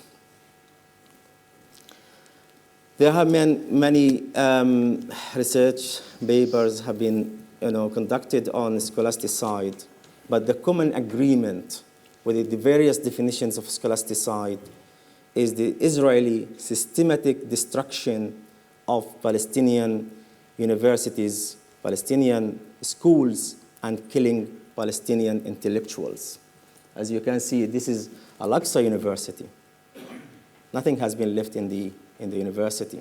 And here is another photo of UNRWA schools as well, has been completely destroyed. So scholasticide is not only about targeting the university campuses, but also about killing students, killing and targeting Palestinian intellectuals and academics. Here I give just a quick statistics about the schools and universities in Gaza. We have 100% of our students and children are enrolled at the universities in Gaza. In Gaza, we have 796 schools divided between UNRWA schools and UNRWA and governmental schools. Also in Gaza, we have 12 accredited higher education institutions with over 87,000 students at the universities. And here, as I said, like education for us is education provides stability and upward mobility. And of course, education fosters dignity and national pride for every single Palestinian. Just a quick chronological development. The higher education institutions in Palestine, not only in Gaza, have been developed actually during the British Mandate in 1917, where the Al-Quds College was established. And then the development of the higher education system, universities and institutions have been developed and improved until we have now in Gaza basically 12 higher education institutions. And you can imagine the beautiful campuses of our universities before they have been destroyed by Israel during only 15 months. And actually, Israel targeted or started targeting the universities only on the second day of the genocide. The Islamic University and Al Azhar University were targeted on 8th of October 2023. And you can imagine how Israel deliberately targeted the universities and specifically want to have a scholasticide in Gaza. Of course, as I said, the scholasticide has not started on October 7th. We have been struggling for a long, long time, for 17 years under Israeli siege, or what I call it, the intellectual imprisonment from 2007 until now. And also, in the previous wars, for example, in 2008, 2009, and 2014, Israel targeted 3 universities in Gaza. Apart from that, also there is censorship and surveillance and control. Gaza, during the current genocide, because the genocide has not really stopped or has not ended. There is ceasefire, but this doesn't mean the war has ended. As you can see here, an Israeli soldier reads a book in a burned library at Al-Aqsa University. the Islamic University has totally been destroyed. Al-Isra University, which was used as a base for the Israeli military troops in the central area in Gaza, has been wiped out, has been totally destroyed. Gaza University and all the universities in Gaza either are completely destroyed or partially damaged. And partially damaged doesn't mean that we, as the university administrators, can receive students or academics, because the buildings are not safe. And of course, there is no security in Gaza. Here is a quick statistics about the numbers of students, academics, intellectuals, buildings have been, students, teachers, university staff, and academics have been killed. Also, all the 12 universities, as I said, have been either completely destroyed or partially damaged. Here I just refer to some colleagues. Dr. Sufyan Boutaya, he was the former president of the Islamic University, and he was a UNESCO chair in physics. And he was killed alongside his family in Jabalia refugee camp. Hiba Al-Abadla was a colleague of mine at the same department at Gaza University. She was killed alongside her family in Khan Yunis. Imtinan also was a colleague of mine at the Faculty of Education, and she was killed alongside her children and husband in Khan Yunis. Professor Wesam Amer is a friend of mine and a colleague from Al-Aqsa University. And he was a Cara Fellow at Manchester University some years ago. When he went back before October 7th, he was living with his family in Rafah, and he was targeted, and he was killed in the war. So the Israeli genocide has caused 100% of damage of all the campuses of the universities in Gaza. And I would say there is a loss of security and safety. And without these two pillars, without safety and security, we cannot have education. So academics, students, and others are struggling to find safe spaces amid ongoing attacks. The attacks are still going on, but they are not reported in media. Every day, Israel kills Palestinians. Every single day, until now, Israel still committing crimes against Palestinians. Unfortunately, I have to say, in Gaza, there is a lost generation of students, of academics. Our students, our teachers, our academics have not been to schools since October 7th. There have been some attempts here and there that I will speak about them later, but there is no proper education either for children or for adults, for school children or for university students. So I would say there is much collapse of higher education system in Gaza. One result that has also affected me is the rising unemployment in Gaza. The university academics or staff members have been left without employment. Still, they work. We do our best to keep the education, to keep teaching our students. But all of the academics in Gaza are voluntarily teaching our students. So another ramification is the brain drain in Gaza.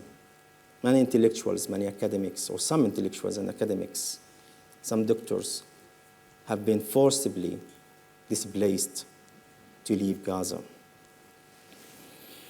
Another ramification, I would say, is the psychological toll, the mental health, and trauma. My colleagues here spoke about the trauma, and we still face the trauma. We try to minimize the trauma. Even we live outside Gaza. Our trauma, I would say, is doubled. So we have to survive here, and we have to keep in touch with our families.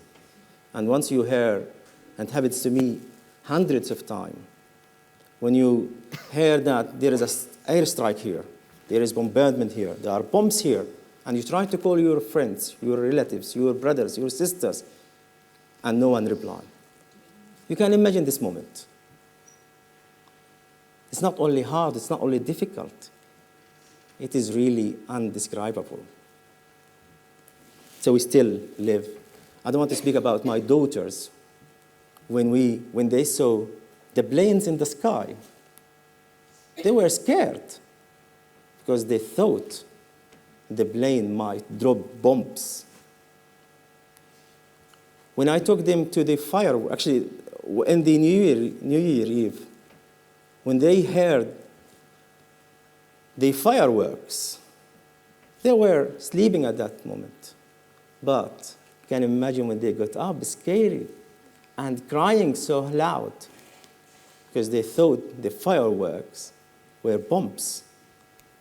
And you can imagine thousands of children in Gaza still experience the trauma. Thousands of students, 2 million people in Gaza are displaced and still face the trauma.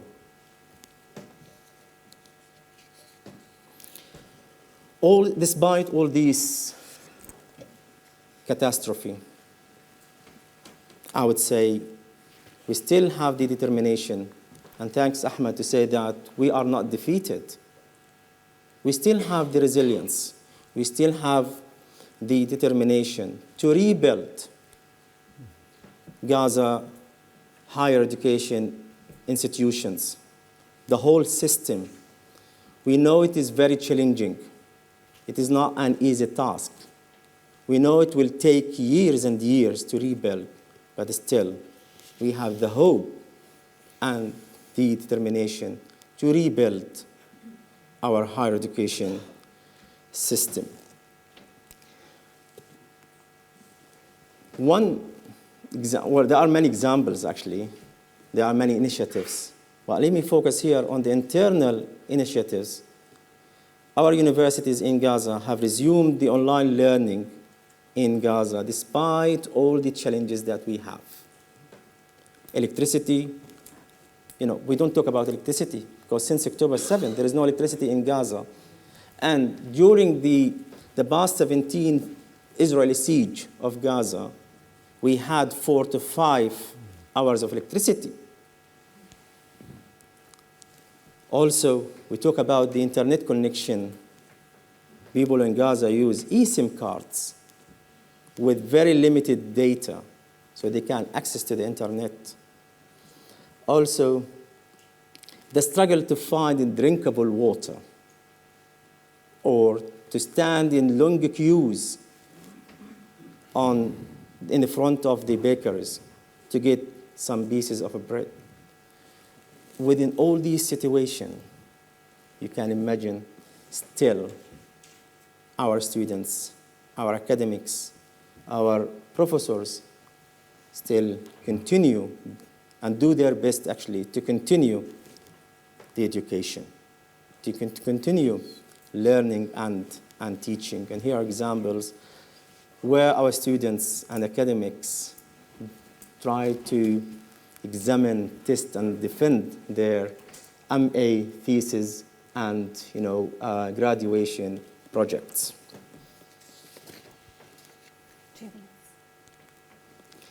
I think to respond to the scholasticide or to Israeli systematic destruction of Gaza universities, I think we need to be very systematic and to have de-scholasticized approach to respond systematically to Israeli destruction.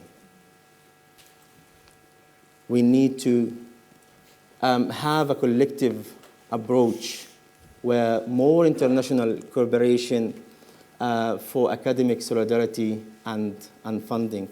And I have to stress that solidarity is not charity. Charity is not a charity. And funding is not a humanitarian aid or a charity donations. There should be strategically systematic approaches to rebuild Gaza. Systematic solidarity is important, but action is more important. We need to have both solidarity and action with a clear plan. People talk about plans for the day after, but unfortunately, from my experience and some intervention and some initiatives, some plans, unfortunately, so far there is no much focus on education. There is much attention paid to the health sector, to humanitarian aid, but still education has not got the attention. And I think we need to pay more and more attention to the education in the day after plans. And it should be Palestinian-led initiatives to rebuild higher education and primary education in Gaza. So here just to focus mainly on 4 programs, technical implementation, because now mostly all the universities in Gaza resume online learning, and then we need grants and fellowships for our academics and students in Gaza to support their resilience on the ground. And of course, we need much support for mental health. I would like to end my talk actually with a poem written by Dr. Rifat Al-Arir. He said, "If I must die, you must live, to tell my story, to sell my things. If I must die, let it bring hope, let it be a tale." And we still have the hope to rebuild our education system, our country, and it should be a tale of success, of combination of all collaborative works and actions, and of course, a tale to rebuild the higher education system in Gaza. Thank you.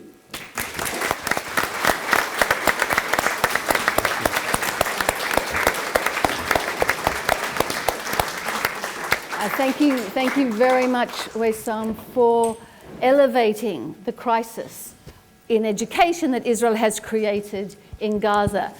But I love that you talked about how education will be rebuilt, and as it will. So thank you so much.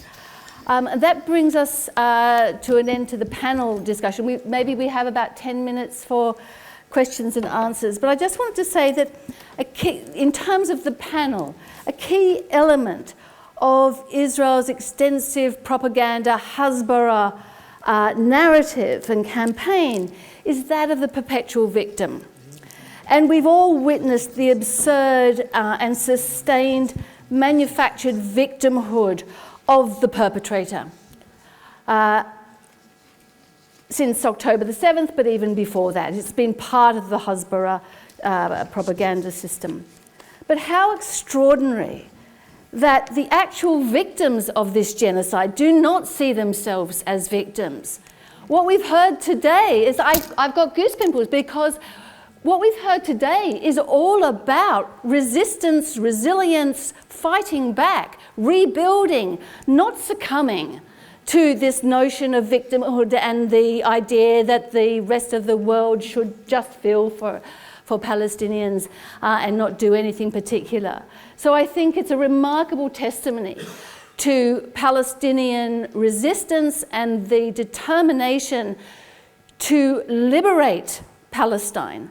And I think that it's a huge testimony and a huge, I think, acknowledgement that each of our presenters today has given us of that resistance in the everyday life, in terms of health, in terms of education, in terms of information.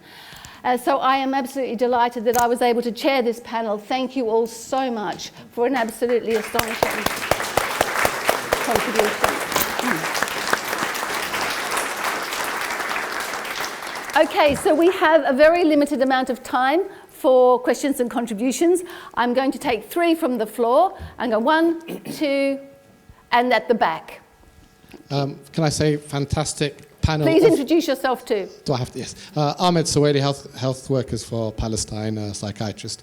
I want to say thank you to the panel of heroes, because that's what they are, panel of heroes. Even you, Mads. Yeah.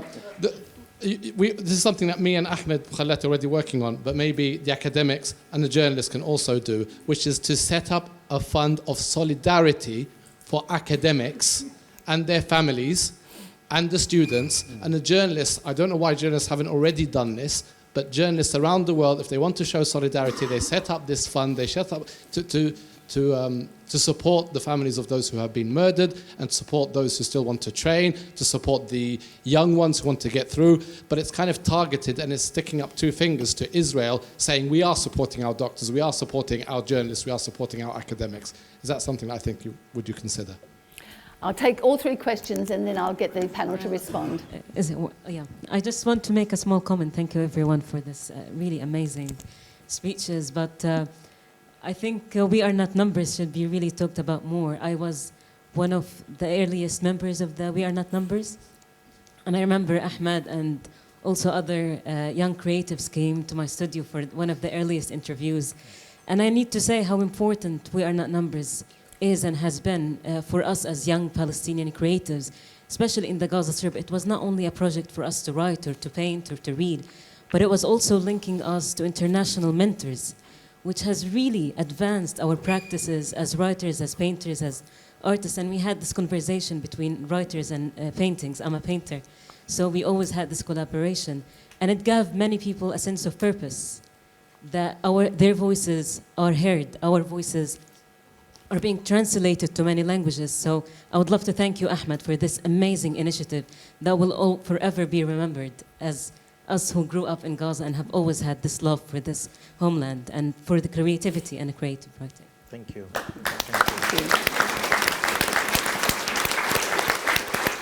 And the final question is at the back. Thank you.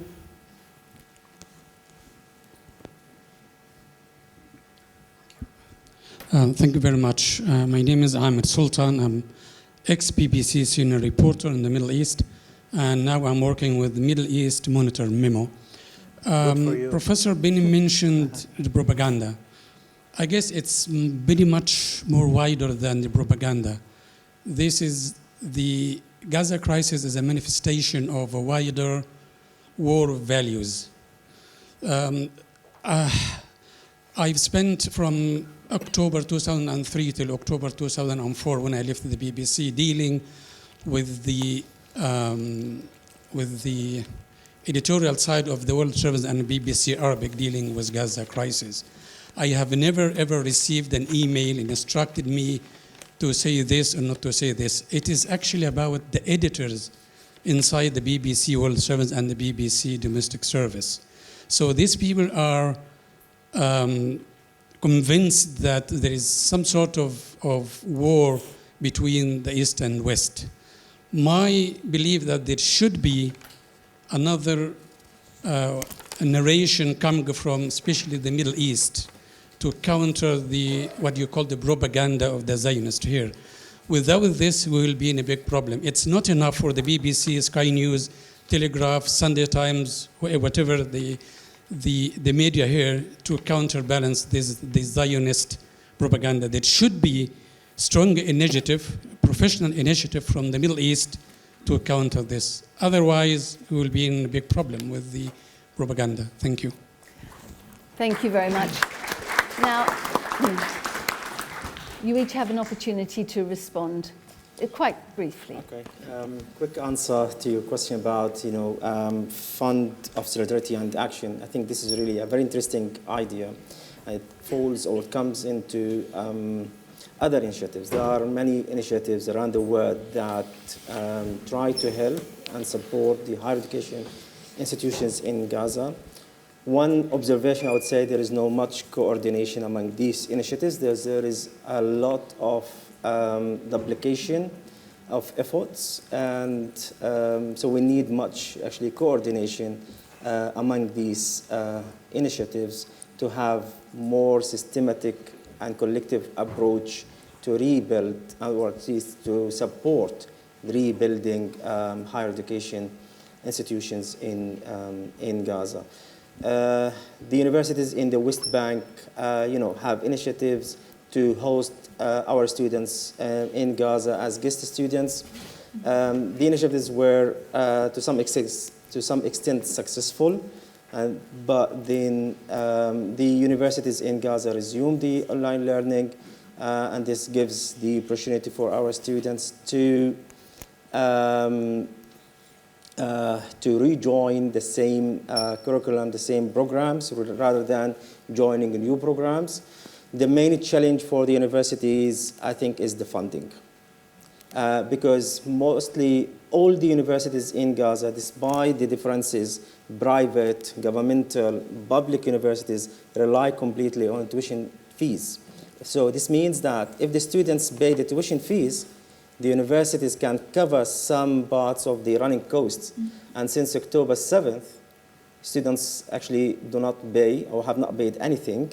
And online learning is free of charge for our students. And this is why I say our students, our teachers and academics work voluntarily, but for us to sustain and to continue the higher education system is as a moral commitment towards our society, our students, our children, our universities. Of course, raising funding is a major step in rebuilding the higher education system in Gaza. Thank you, Wesam. Ahmed. Well, thank you, Malak. Malak is a brilliant Palestinian artist. You should see her work. She's amazing, and she's not only a painter. She's not only an artist, but she is also very amazing. She can be an amazing politician because she studied politics as well, which is interesting. So thank you very much for this, Malak. So allow me to be a little bit controversial here. I think, as for your question, our problem is not only with the media who sees us as the enemy or the other. A few months ago, I spoke to one of the officials in a certain European country, and he told me that the reason why they would support Israel is that because they think of Israel as a shield that blocks them from the barbaric Islamist Arabs. And that's a problem. That's a huge problem. I don't want to be in a war with the Western countries. I don't want to be in a war with Britain. Britain is like my second home. But that's a problem. Israel, in a way or another, convinced the West that they are the ones who protect them from the barbarian savages, Arabs and Muslims. And that is a huge problem.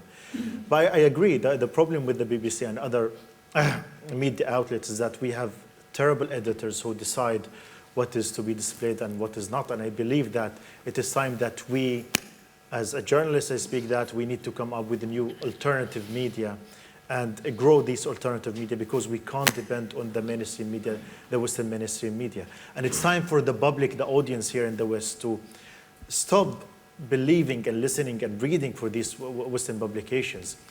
As I said in my speech, Gaza is the litmus test, and Gaza proved to the world that the mainstream media was really complicit in the war crimes and the genocide in Palestine, and it's time to boycott them. It's time not to listen to them.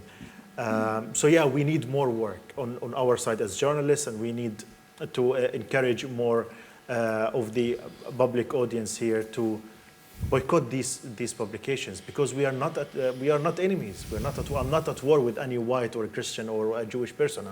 I'm someone who calls for the freedom of the Palestinian people, and everyone should join me in this fight.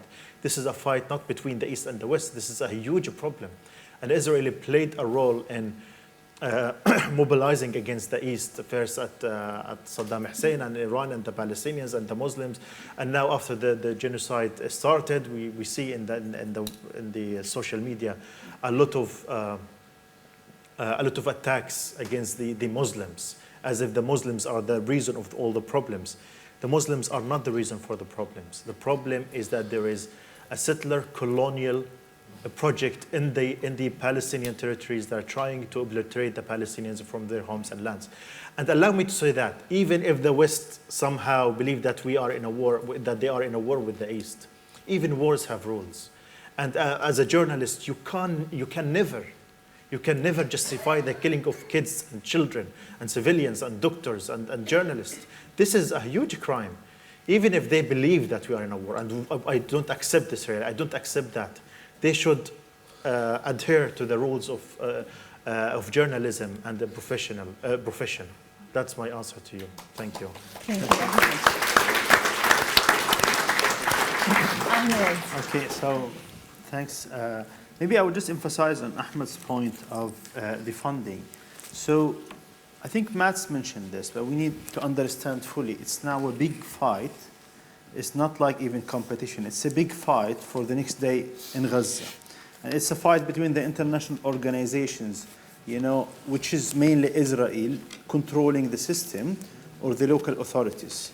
Each fund which would come to Gaza through international organization is a conditioned one, and it serves their agenda in Gaza, which is reflecting what the Israelis want for the next day. Even they didn't want the Palestinian authorities, they didn't want any like Arab groups or something. So we need to understand that our role is to support the Palestinians to control their areas, to support the Ministry of Health, that only the Ministry of Health facilities and leaders will be the ones deciding where is the hospital, what to serve, where to start the services. The fight is real on the ground. The fight is really very harsh, very hard. They are not allowing anything to the north of Gaza because, again, they are just doing the same agenda. A just gentle reminder that the first one who spreaded the idea of displacement to the south was the international organizations. So they just distributed by emails and messages to their staff that we are not responsible for your safety, for your family safety. You have to go to the south. We are arranging displacement shelters or whatever, schools or like whatever in the south. Please move there by tomorrow 9 o'clock in the morning. And that was the first time the displacement happened in Gaza from north to the south. And these people who kept pushing towards the safe corridor, the safe area in Rafah, the moment Rafah became no more a safe place, we didn't hear anything from them. So again, part of the funding, the independent funding which comes from the people, is totally different from the conditioned one.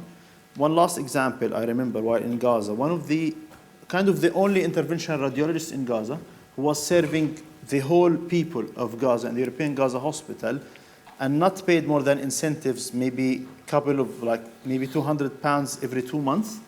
He got an offer by one of the international organizations for $5,000 per month.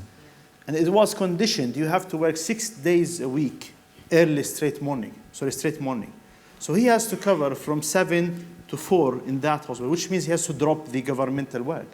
But for a poor person like him, he wants the money. He struggled to get the money.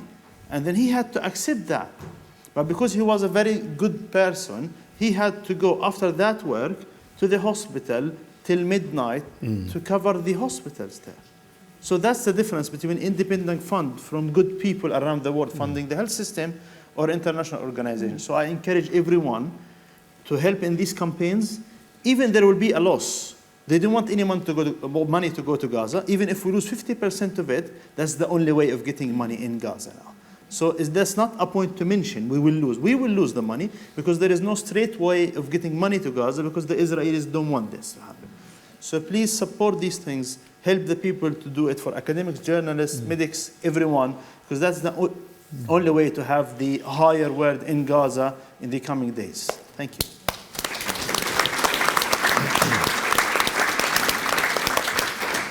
And Mads, finally. Thank you. I'm very happy to be 1/4 of the panel because usually it's 3/4 white and 1/4 Palestinian.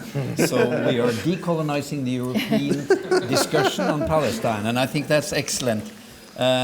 Maybe I should have been replaced by a woman, a female Palestinian woman. That would be very good. Anyway, I'd like to make a follow-up on the question of money.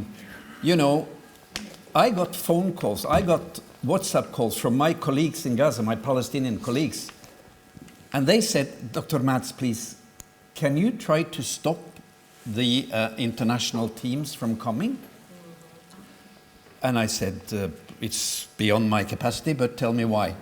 They are taking the fuel for the transportation, they're taking the few beds we have for sleeping, they are cherry-picking patients, they stay for a few weeks, take lots of pictures and leave, and they take the food and the water that we need. You know, because we white saviors, we think that when we come to a place, everybody would say, hey, fantastic. And the Palestinians are so polite. If you know Palestinian and Arab culture, the guest has such a high position that they will rather eat grass than not serving the guest the best they have. And in the situation in Gaza for the last 15 months, with lack of food and water and fuel and electricity and charging possibilities for your phones, you know, just to sending in these white teams has been, and I know you're too polite to mention that, but that has been a big burden. It has been a big burden by itself compared to what the Palestinians could have done with all the money that this team has consumed. Because the Minister of Health, Dr. Youssef Abrish, he doesn't have the funds to even pay his doctors. So when some NGO, and I'm not blaming the people on the ground, you know, I respect them, I think it's important, and I've been there myself on missions like that. But it's extremely important that we continue the discussion about how to decolonize the international relief industry from being another part of the colonial project, because that's what it is today. Listen, we've had relief industry for 75, 100 years. What has it done to the basic problem of colonization? Nothing. It has reinforced it because it has not addressed the root cause. I'm a doctor.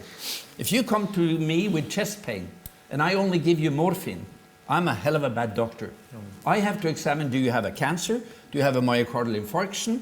Do you have a rib fracture? I need to find the root cause. And the root cause to everything we are discussing, it is the settler colonial occupation of Palestine and the ambition of the Israeli Zionist occupation to fulfill the ambition of the West to continue to colonize the global South. That's a perfect way to end. And without addressing that problem, the humanitarianism is only treating the symptoms. And it makes the white nice people in Europe and the United States feel so good because we have all this guilt feeling. Because we're not bad people. We see on our Instagram and our X and whatever, we see the horrors of Gaza and we want to do something. And what is closest? It is to give to some white NGO. And I tell you what, if my government tries to give money to Minister of Health in Gaza, they will be listed by OFAC. Do you know what OFAC is? Office of Foreign Assets Control in the United States government. They control anybody in the global northwest who gives any money to Palestine. If they give money to anybody connected to Hamas or Jihad or any of those they have on their terror list, they will be banned. So we have to look much more critically at the NGO industry, and we have to reinforce, as you said so beautifully, the Palestinian control, the Palestinian Minister of Health. They're perfectly capable of running their own healthcare. Had they had all the millions of dollars that have been used now for the NGO industry, they could have been running, paying, and giving a decent life to the nurses, the doctors, the paramedics.